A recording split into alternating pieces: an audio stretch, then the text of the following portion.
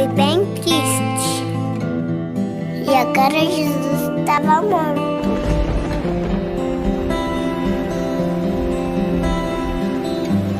Tudo ficou escuro. Bem escuro. Das nuvens. A gente não conseguiu colocar os irmãos aqui para a gente conversar ao vivo. Mas não tem problema. A gente está aqui para compartilhar um pouquinho da palavra de Deus nesse dia que nós comemoramos Páscoa. E eu quero ler um segundo texto bíblico com você. Agora já para nós irmos para a mensagem. E esse segundo texto, ele está em Lucas 24, de 1 a 6, que é o texto básico da nossa transmissão de hoje. No primeiro dia da semana, de manhã bem cedo, as mulheres tomaram as especiarias aromáticas e que haviam preparado e foram até o sepulcro. Encontraram removida a pedra do sepulcro, mas quando entraram, não encontraram o corpo do Senhor Jesus. Ficaram perplexas, sem saber o que fazer. De repente, 2 homens com roupas que brilhavam como a luz do sol, colocaram-se ao lado delas. Amedrontadas, as mulheres abaixaram o rosto para o chão. Os homens lhes disseram: por que vocês estão procurando entre os mortos aquele que vive? Ele não está aqui. Ele ressuscitou. Esse texto é fantástico, porque ele fala da vitória de Cristo. A vitória de Cristo na cruz. A nossa Páscoa. A nossa Páscoa não é um símbolo que aponta para algo que aconteceu no passado. A nossa Páscoa não é um símbolo de uma libertação do passado. A nossa Páscoa, ela fala de uma libertação que está ocorrendo hoje e que atinge a todos aqueles que estão dispostos a aceitar a Cristo como Senhor e como Salvador. E eu quero falar com você um pouco sobre isso. Para os judeus, a Páscoa, ela falava de algo super importante para eles. Uma lembrança que não podia ser esquecida, de uma grande libertação de Deus, do seu povo. Mas falava de algo que havia acontecido e que eles eram apenas os beneficiários disso, dessa libertação. O povo estava privado da sua liberdade, sofrendo dores, humilhação, homens, mulheres, crianças, idosos, todos sofrendo, sendo obrigados a trabalhar ali no Egito.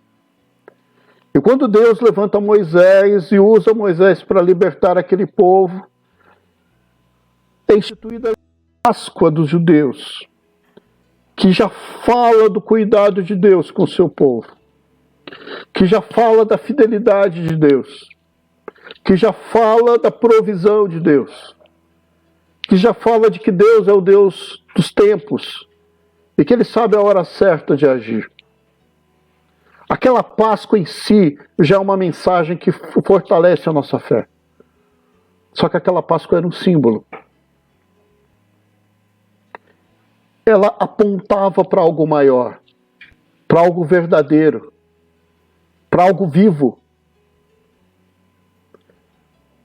Aquela Páscoa do passado, ela apontava para uma outra Páscoa, que iria resolver em definitivo o problema da escravidão, que iria resolver em definitivo o problema da injustiça, que iria resolver em definitivo o problema de um homem afastado de Deus.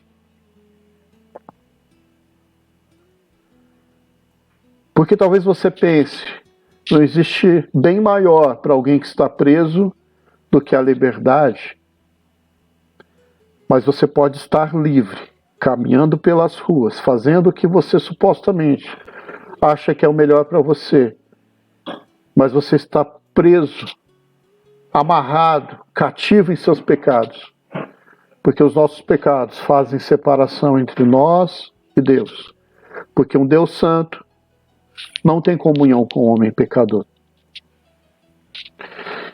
Então, quando o povo ele sai ali e aquela Páscoa, aquela primeira Páscoa é instituída, eu enxergo na história alguns processos. E o primeiro deles é a espera do Messias.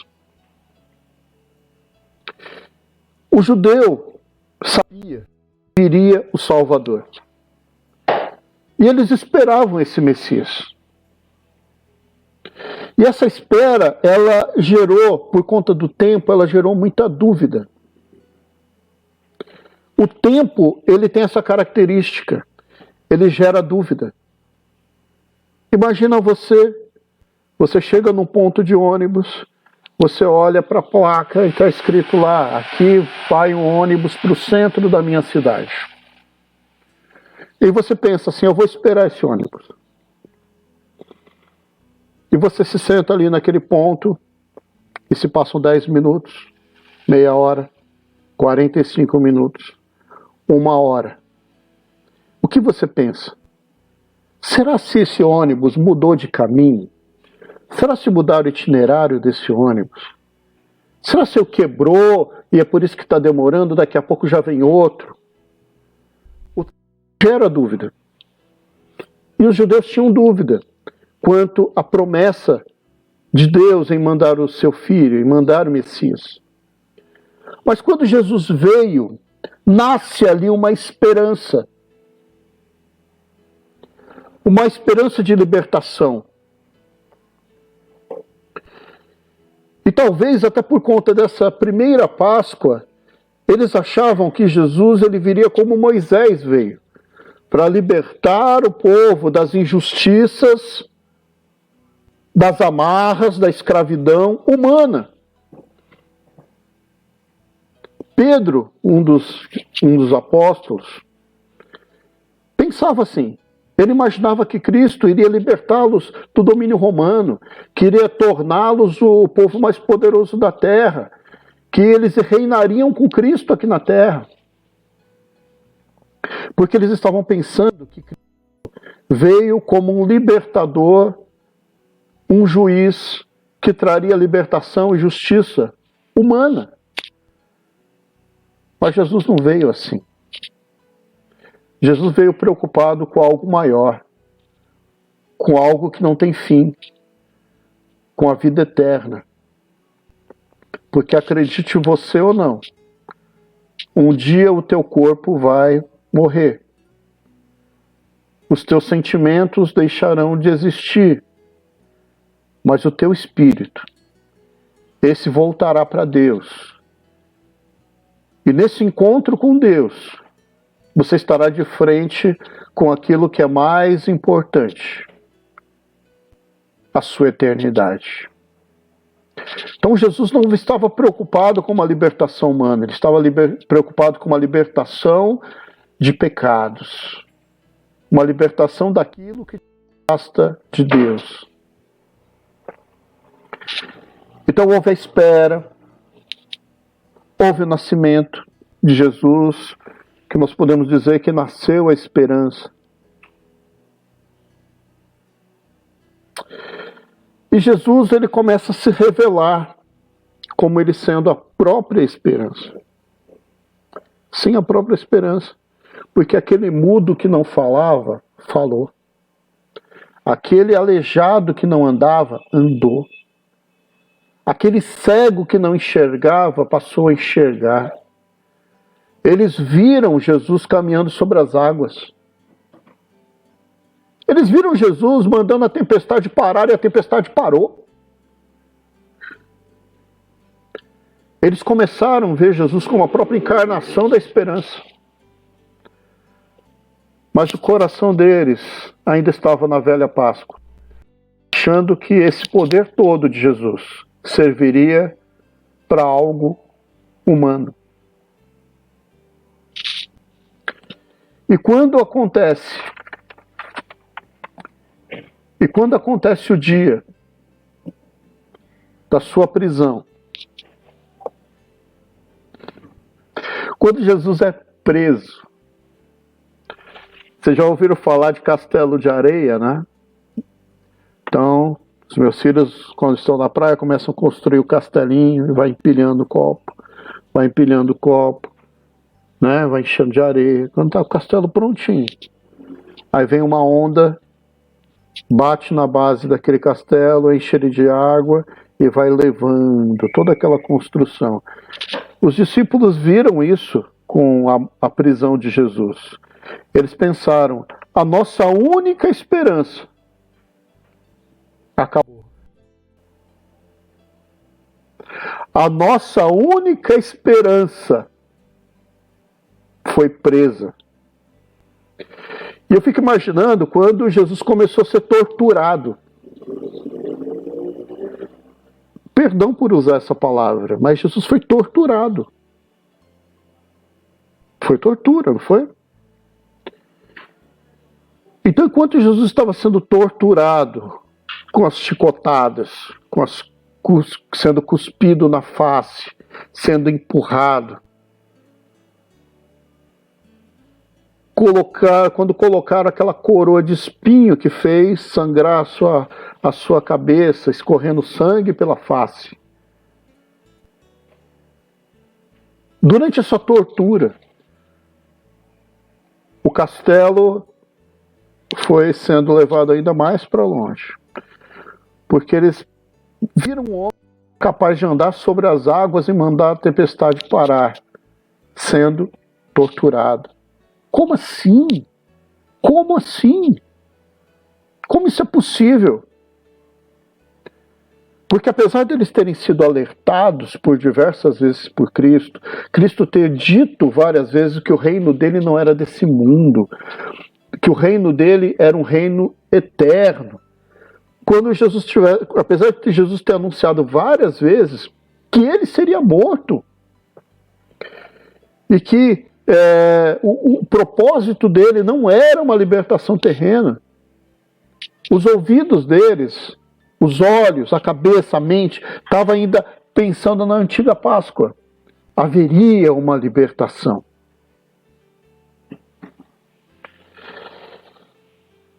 Mas aí, meus irmãos, Jesus foi levado até o Monte Calvário,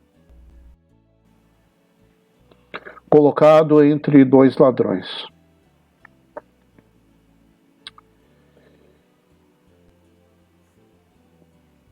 E ali ele foi pregado numa cruz. Ele foi transpassado por uma lança. E todas aquelas pessoas que seguiram Jesus até ali estavam ali olhando.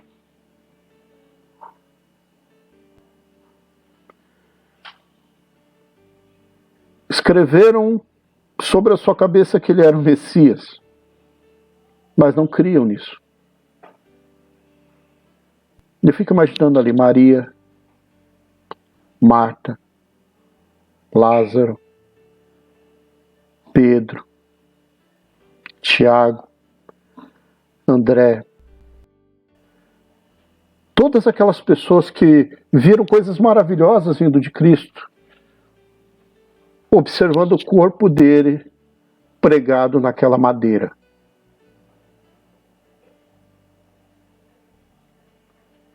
Eu queria que você pensasse a mistura de sentimentos de tristeza com desesperança.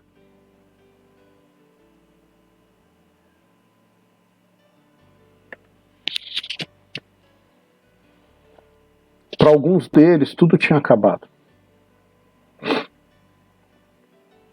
E Jesus morre na sexta-feira.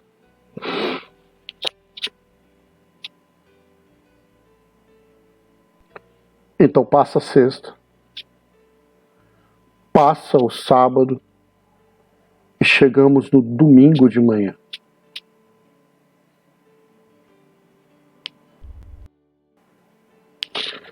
As mulheres, que o texto de Lucas aqui cita,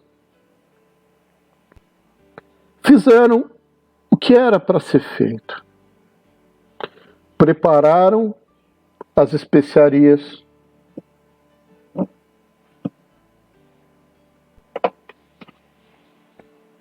foram até o sepulcro, porque elas sabiam, na cabeça delas, o que elas sabiam é que tinha acabado. E o que elas tinham que fazer era levar aquele preparado de ervas, de óleos, enfim, para passar no corpo. Em outro texto da Bíblia, a gente sabe que elas foram preocupadas porque não sabiam como elas iam fazer para tirar a pedra. Talvez tinham que pedir para alguém. E quando elas chegam, elas percebem que a pedra estava removida.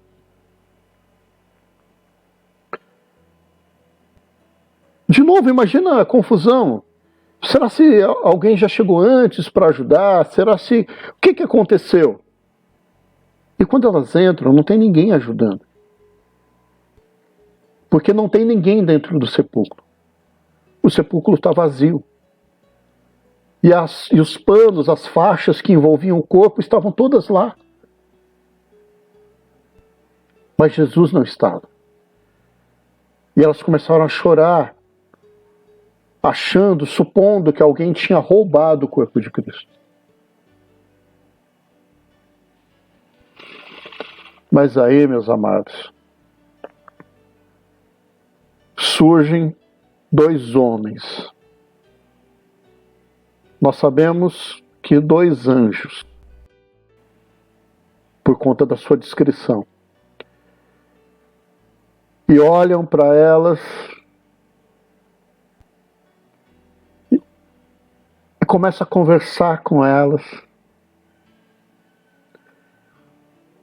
e anunciam para elas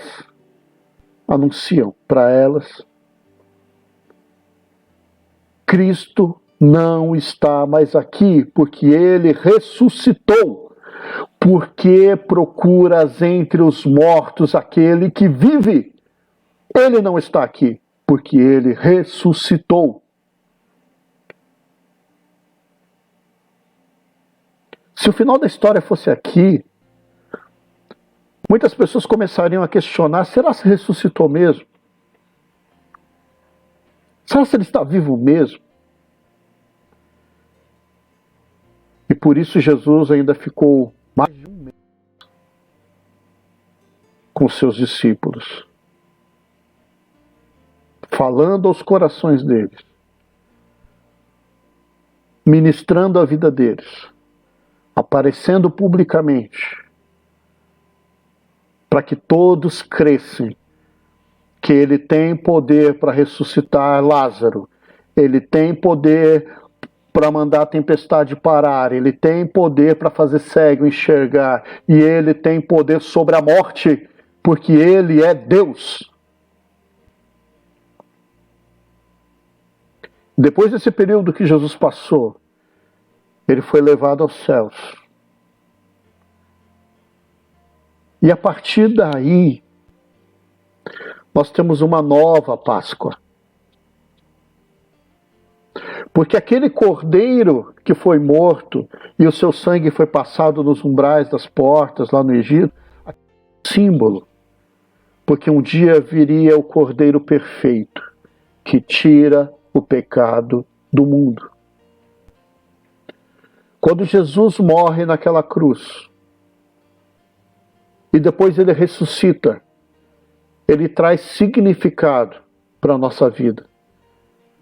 Porque é bem verdade que nós vamos passar nessa vida por doenças, vamos passar por guerras, vamos passar por lutas, vamos passar flagelos, vamos passar injustiças. Mas quando nós formos glorificados, quando nós tivermos aquele encontro com Ele, essa morte dará para todos aqueles que o reconheceram como Salvador o direito de ouvir as seguintes palavras da boca de Cristo: Vinde, bendito meu Pai, tomai por herança aquilo que está preparado para vocês.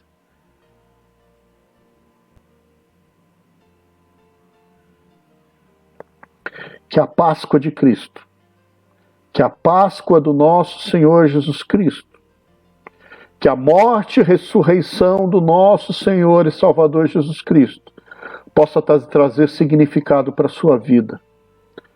E todas as vezes que você passar por um período como esse do ano, em que as pessoas falarem de Páscoa,